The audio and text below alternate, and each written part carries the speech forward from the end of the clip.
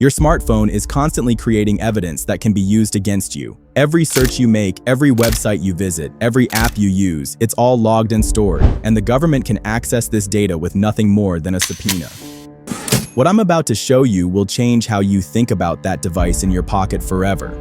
Because the truth is, your smartphone isn't really yours. It's a government monitoring device that you happen to use for calls and apps. Let's start with a reality check. Every smartphone sold in the United States is required by federal law to include what's called lawful access capabilities. This means that manufacturers must build in the ability for government agencies to access your device remotely. The Telecommunications Act requires that all communication devices be wiretap ready.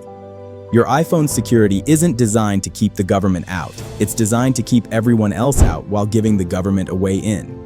And here's what's terrifying. While you're going about your day, your smartphone is constantly communicating with a network of government monitoring systems. Every time you make a call, send a text, or use the internet, that activity is logged and stored.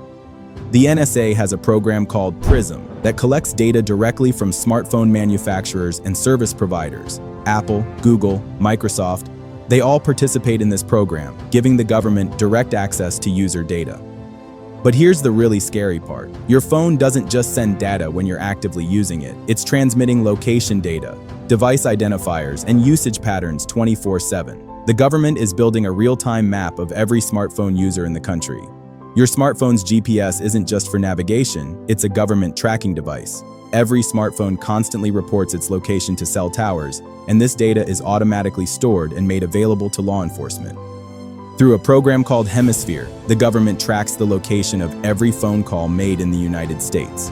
They know where you were when you made every call, who you called, and how long you talked. This data goes back over a decade. And even if you turn off location services, your phone is still trackable. Cell tower triangulation can pinpoint your location within meters, and your phone has to connect to towers to function. There's literally no way to use a smartphone without being tracked. Your smartphone is constantly creating evidence that can be used against you. Every search you make, every website you visit, every app you use, it's all logged and stored, and the government can access this data with nothing more than a subpoena. Law enforcement agencies have developed sophisticated tools to extract data from smartphones, even when they're locked or encrypted. Companies like Cellebrite sell mobile forensics tools that can break into virtually any smartphone within minutes. The most shocking part? Much of this data extraction happens without warrants. The Supreme Court has ruled that some smartphone data doesn't require a warrant to access, creating a massive loophole in your privacy rights. Tech companies might publicly fight government surveillance requests, but behind the scenes, they're actively cooperating with law enforcement.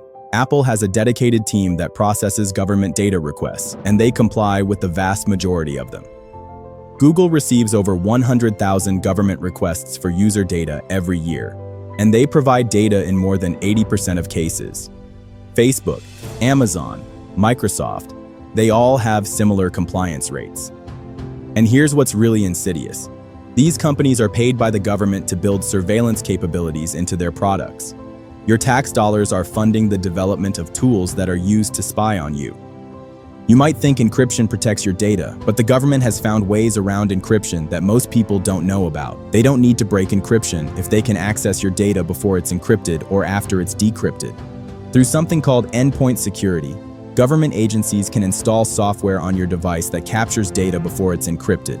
This software can be installed remotely, without your knowledge, and it's completely invisible to you. The most disturbing part?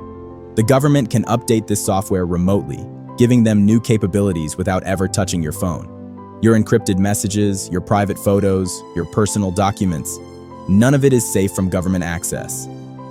So how do you protect yourself?